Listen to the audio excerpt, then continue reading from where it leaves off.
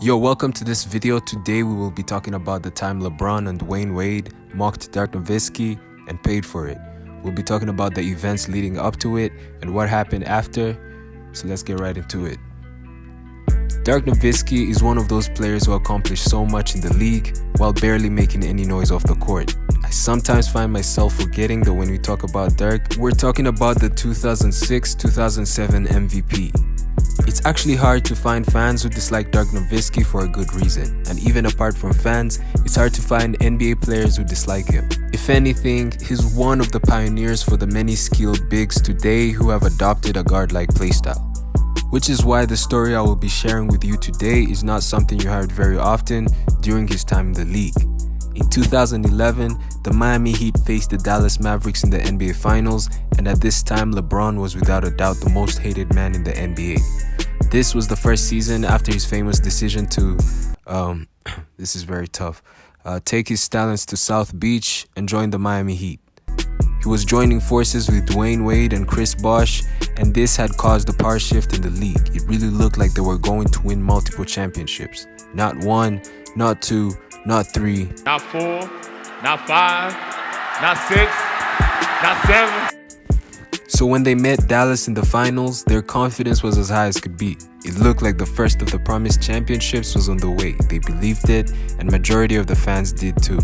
In fact, I think their overconfidence was one of their biggest problems, if not the biggest. It wasn't the first time these two teams were meeting in the finals. In their first meeting, Miami had won the championship led by Dwyane Wade, but this time, Wade had company from other all-stars in their prime, Lebron and Chris Bosh.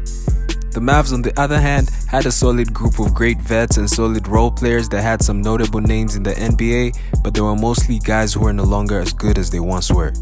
And of course, they had their superstar Dirk Nowitzki, and it's safe to say that this team was overlooked because most people had the youthful and stacked Miami Heat as the guaranteed eventual champions, as if Dallas hadn't beaten this Lakers squad and this OKC team on their way to the finals. The series began and Game 1 fit the popular narrative as the Heat won it after a fourth quarter outburst and dominant performances from their superstars.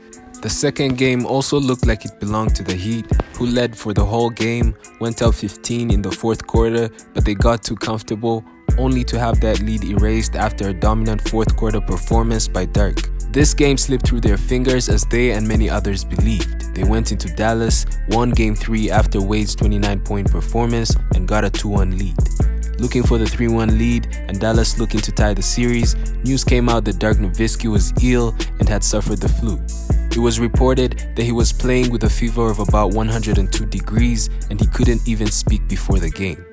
The team doctors weren't sure if he would be able to play. With this news, it seemed more likely than ever that Miami would win this game, go up 3-1, and perhaps win the championship because blowing 3-1 leads in the finals was not a thing back then.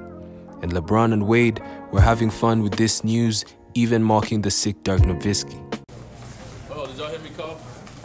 Think I'm sick.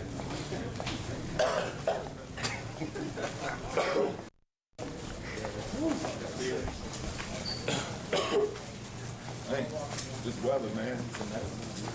Weather is crazy. It's hard to go from 85-degree weather and then go to 90. This got a lot of media attention, as it should have. Most people were just surprised by how players of their caliber could be so childish. Dirk went on to play the game, and I wish I could tell you that his flu game was as dominant as Michael Jordan's, but it wasn't.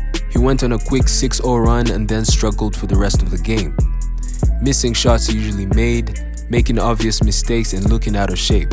He even missed 6 of 7 shots in one run. But his teammates understood how hard he had worked to get them into the finals, so they made it a point to win this game for Dirk. And it's almost as if LeBron had actually caught the flu as well, because he went out there and had a bad game with just 4 points at the half, which helped the Mavs hold off Miami. But Dwyane Wade wasn't having it, as he led the team looking like the best player on the floor. But even with other struggles, great players always find ways to contribute, and though he struggled to score efficiently, Dirk got to the free throw line 10 times and made 9 of his free throws. With a minute left in the game, the Dallas role players had a hard-fought lead of 1 point, and like they had done many times, they gave Dirk Nowitzki the ball to bail them out. And he did. These were 3 straight games that came down to a last possession, all 3 that Miami could have won. And in their minds, they should have won them. This series was tied, and now the winner of this championship was not as clear as many had thought.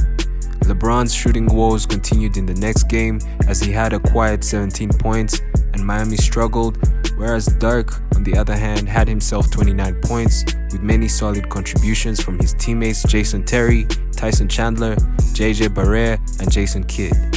Dallas went up 3-2 and even went on to win the next game in Miami to win the championship. And Dirk Nowitzki got the last laugh as he won the finals MVP on their home court. The pride and overconfidence of this Heat team got in their way, and Dallas humbled them, showing them that focus, experience, and collective contribution from the team is what wins championships. That's it for the video though. Be sure to like this video, but until next time, peace.